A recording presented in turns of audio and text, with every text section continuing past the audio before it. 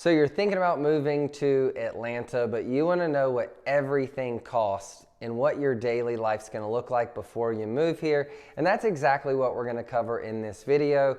Not just the housing, but your utilities, healthcare, childcare, and just the stuff you spend money on every single day, day in and day out, living your life.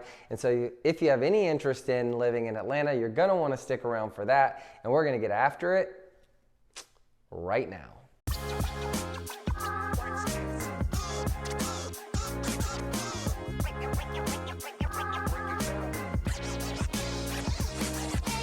If this is your first time to the channel and you want to know everything there is to know about eating, sleeping, working, playing, the good and the bad of living in Atlanta, Georgia, well then subscribe below and click the bell for notifications so that you can be the first to know about the updated market here in Atlanta.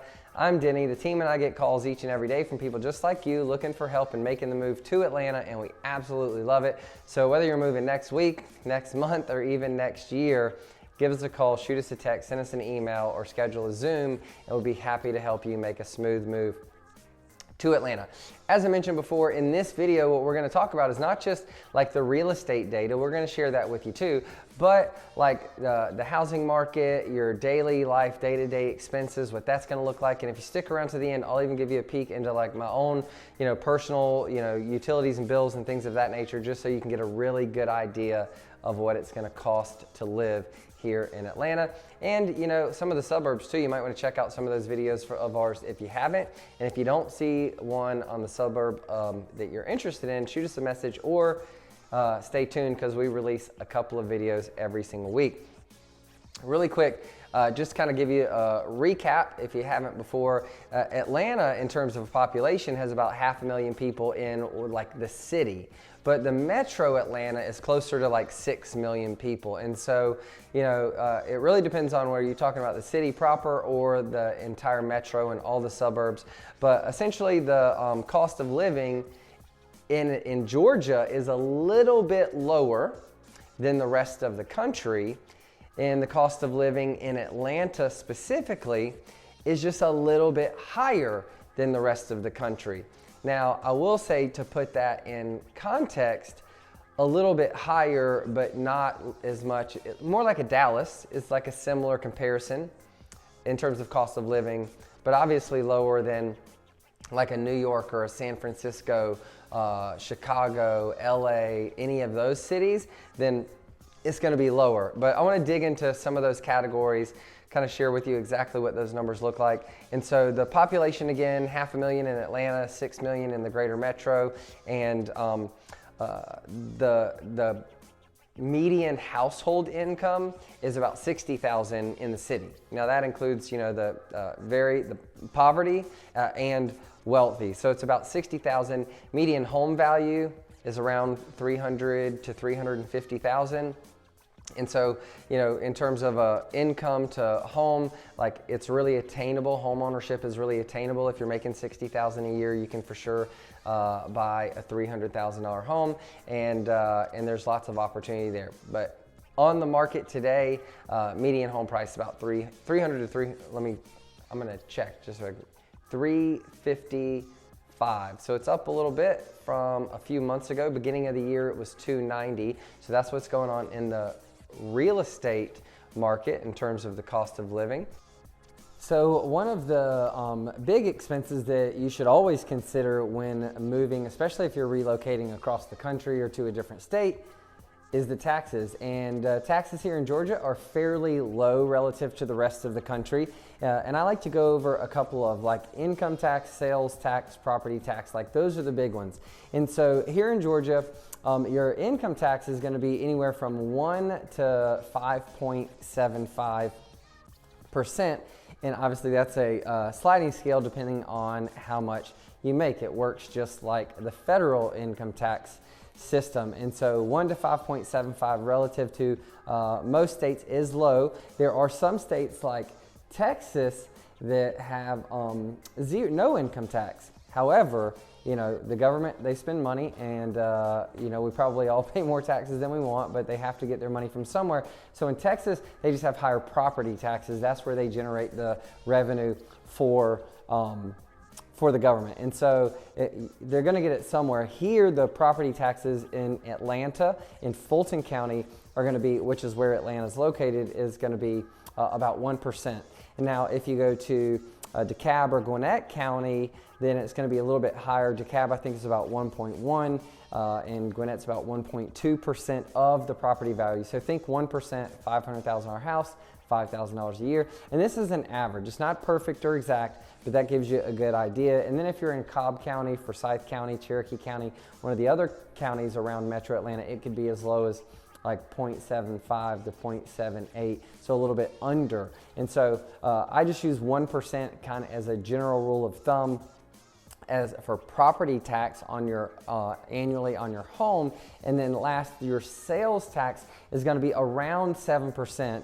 And then it depends on the city or county and the other local taxes. And it could be as high as 8.9, almost 9%. So 7 to 9% on sales tax. So again, income tax 1 to 5.75%. Property tax about 1%, give or take 0.2, and then sales tax from 7 to 9%. So that's about it for taxes. Now, let's get into like the rest of like what's outside of your home, what's it gonna cost to live here? And so your groceries, right? We have to eat all the time, food, clothing, shelter. And so the groceries relative to the rest of the country is really a little bit cheaper. And so obviously you have everything from your local supermarket to Kroger, Publix, Whole Foods, and Trader Joe's, like depends on where you're shopping, right? And maybe I'll do a separate video just on grocery stores alone. But for the average family living in Atlanta, your grocery bill is going to be slightly less than it would in most parts of the country. Same thing goes for healthcare. There is tons of access to clinics and urgent cares and hospitals, doctors and stuff like that, and the health insurance. So when you factor all of that stuff together, Atlanta is a little bit lower than the rest of the country. And when I talk about a little bit, I'm talking about a couple percentage points, right? It's not going to be half as much, but when you look at hospital visits, doctor's visits, medicine, it's a little bit cheaper here than it is everywhere else. Now, when we get to housing, it's going to be a little bit more expensive than the rest of the country. Again, not more expensive than LA or Chicago or San Francisco or New York or some of those major metro or like a Miami, but relative to most of the country, Atlanta specifically, the prices are a little bit more. And then some of the suburbs, the really hot, attractive, booming kind of suburbs, are even more from a real estate perspective. Like if you look at Dallas, it's similar to Atlanta, but if you look at Frisco in Dallas, it's more expensive than overall Dallas. And if you look at like an Alpharetta in Atlanta, well, it's more expensive than Atlanta proper. So I just want to put that in perspective. What are some other things? The utilities I want to talk about, but I want to dig a little deeper into the utility talk, so I'm going to hold that for a second. Transportation costs in Atlanta are going to be more expensive. I talk about this in some of my pros and cons videos, but there's not like a New York or a Chicago, like a public transportation. There is the MARTA, but it's really limited the access. And same thing with the buses. There's a bus system, but none of it's as well developed and planned out and executed as some of those major cities. So Georgia and Atlanta specifically is it's not very walkable. So it's car dependent.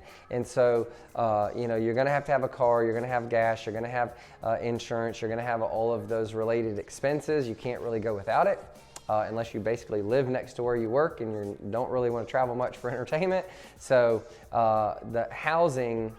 transportation is going to cost a little bit more than if it was in a place where you didn't necessarily have to have a car. And then the miscellaneous stuff, I want to dive in as well. So I made a couple of notes because I really think it helps to kind of like unpack some of the things that you're going to be spending your money on a regular basis. And as a husband and father of 4 beautiful kiddos, a family of 6, these are things I'm really, really familiar with. And so the utilities, we'll go ahead and dive in there. Electricity for most residents is Georgia Power because it's not deregulated.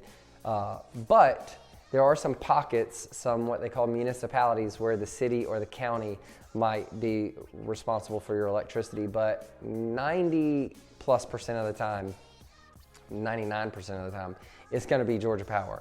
And so there's no options there. You just turn it on. It is what it is. My power bill, because summers are hot and winters are cold. In the summer, you're running the AC a lot. I live in, my home's, your typical suburban home, but it's 20 years old, so it was built in 2002. It is main floor, second story, and a full finished basement, over 4,000 square feet, 5 bedrooms, 5 bathrooms. So it is more energy efficient than, say, like a 1960s brick ranch, but it wasn't built yesterday. And so that, just to give you an idea, this home is about probably, $150 on the cheaper months, and as much as $300 to $400 in the middle of the summer. Doors are wide open, kids are running in and out, AC's running all the time. So that's the electricity front. Water is like 30 to 50 bucks depending on the month, and that's usually your state. Not your state, your city or your county. It's like the local municipality handles the water. I'm gonna do natural gas last. Trash is, either monthly, quarterly, annually, however you pay it, but it might be $10 to $15 a month, so it might be like 30 to 50 bucks a quarter, a couple $100 a year. I use Red Oak Sanitation. They have a charity component. They support a lot of charities, but that's your trash water. Internet's going to be $50 to $100 a month. If you're in a place where you can get fiber or gig speed, like it's probably going to be that, $60, $70 to $100 a month, depending on where you live. For high-speed internet, like gig speed. And there are some, if you're in a more rural place, maybe you don't have that many options. But natural gas is worth kind of pausing on for a minute because it's deregulated, which means there's multiple providers and you can pick your natural gas provider. And so depending on who you pick, you might pay 2, 3, 4 times as much as you have to if you're not, if you can't find the right provider. And so I'd be glad to help you with that. We have a full concierge service that helps you connect all of this stuff so that you don't have to worry about all of that. It helps you sort through all the different options so you get the best deal, so you get the best value. In the natural gas world, there's fixed rates, and if you don't have a contract, they vary, variable rates. And a variable rate, in some instances you should use, but most of the time it's going to be fixed.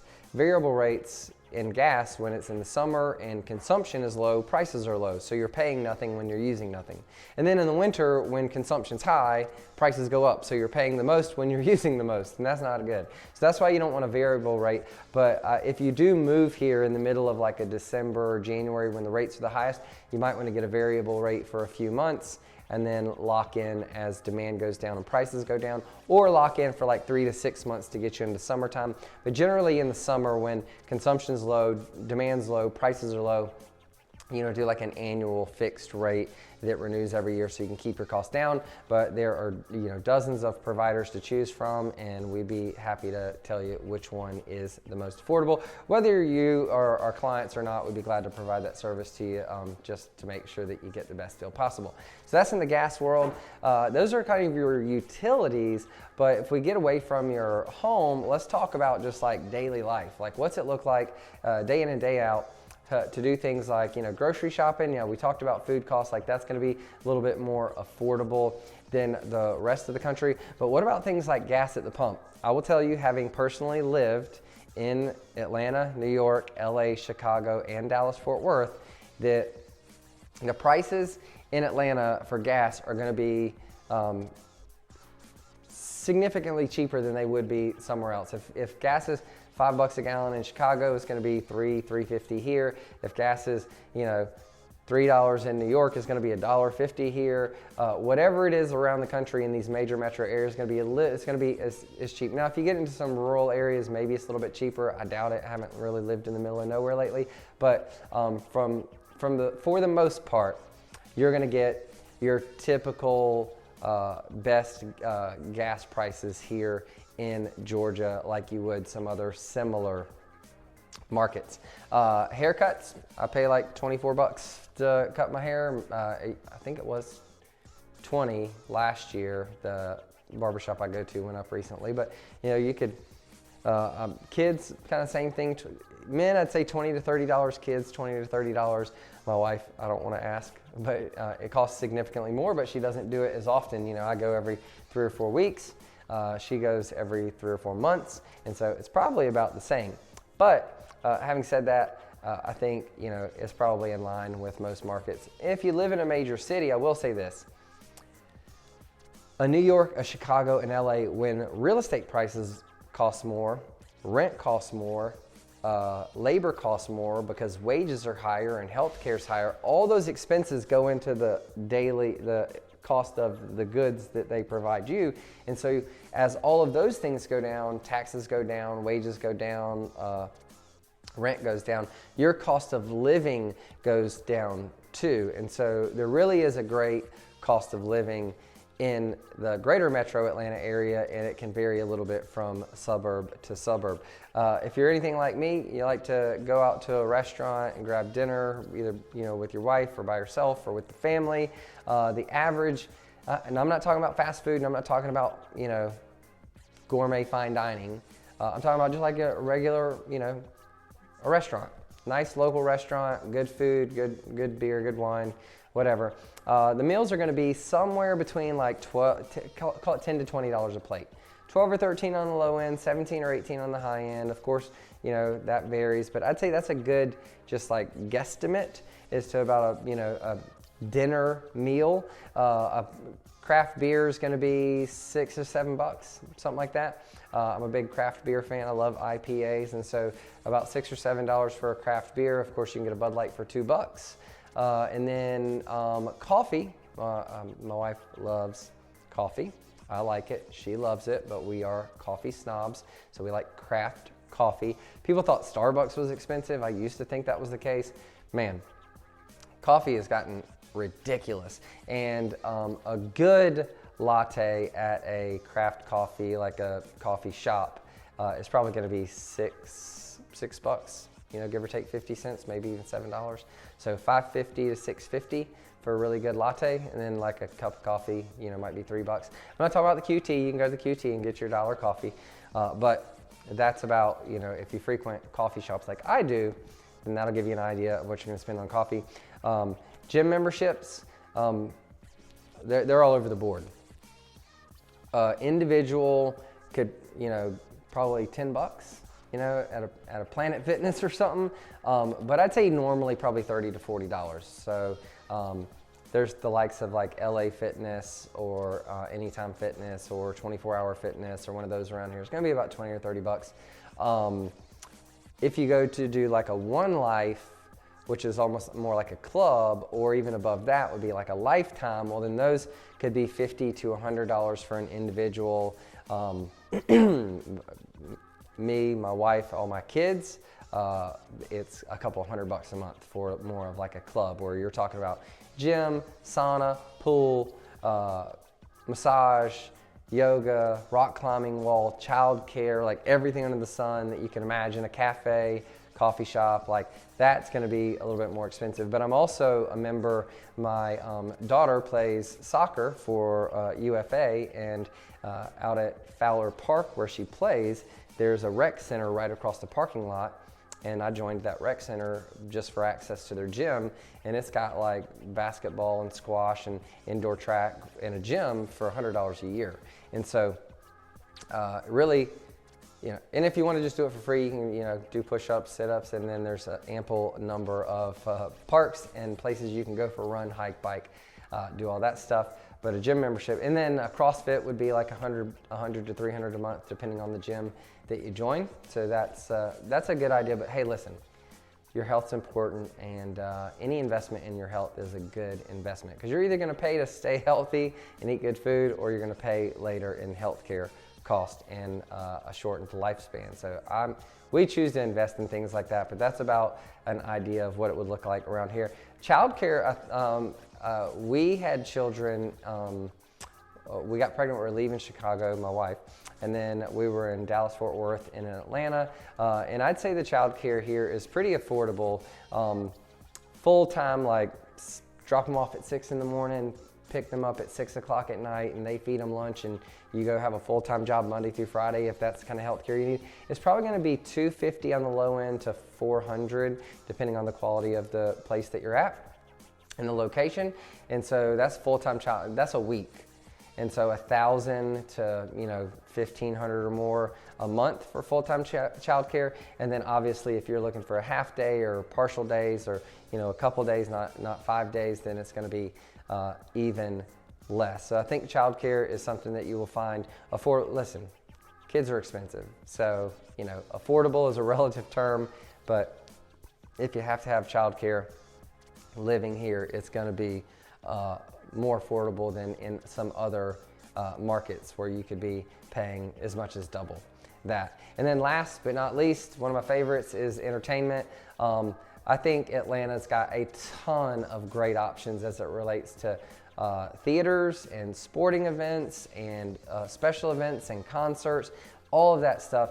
And it really is, in the grand scheme of things, affordable. I can go to an Atlanta United game and get tickets for $20 or $30 per person. And in Mercedes-Benz Stadium, they have affordable concessions. I mean, it might be, you know, for sure $5 to $10 for a food item or a beer. You probably get a beer for $3 or $4. And so, you know, the Atlanta United Falcons, the concessions are going to be the same. The tickets are going to be a little bit more.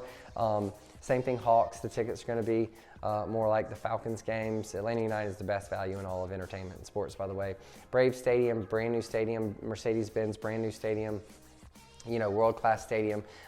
Braves Stadium, Truist Park, you're going to get, you know, typical, probably not cheap concessions. The Mercedes-Benz Stadium took this like cheap, this affordable concession approach to it, which was awesome, but definitely not excessive. And so all those major sporting events, and again, theaters and concerts and things of that nature, I think you're going to find that they're in line with, if not a little bit more affordable than some of the other comparable major markets. And that about wraps it up for the cost of living in Atlanta. I'm sure I didn't cover it all, but hopefully that gives you an idea of what your daily life might look like here in Atlanta. Hope you found value in that. If I missed something and you live in Atlanta or you're from Atlanta, please drop that in the comments below so we can provide as much value as possible to the viewers.